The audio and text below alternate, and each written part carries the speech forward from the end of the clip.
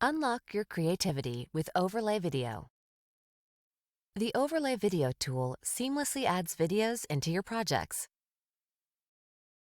Let's show you how to add video overlays onto your timeline. Head to the point of your timeline where you want your video to appear.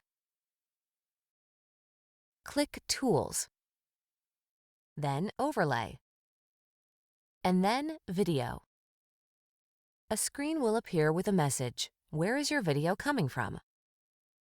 You can choose a video file from any of these locations.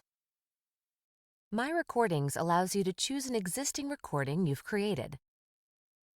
You can select My Files to choose a video file from your computer. Or you can select Stock Library to access Screencast-O-Matic's stock videos. You can also browse recent videos you've already used under Recent. Let's go ahead and choose a video file from My Files. Select the video file from your computer. You'll notice that the video is being copied to your timeline. When done, your video will appear on the screen. A blue bar will indicate where it's placed on the timeline. You can adjust the length of your video clip by dragging the bar on the timeline.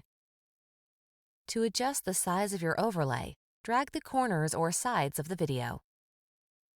There are several options to customize the video overlay. Click on Video Options to adjust the start of your video.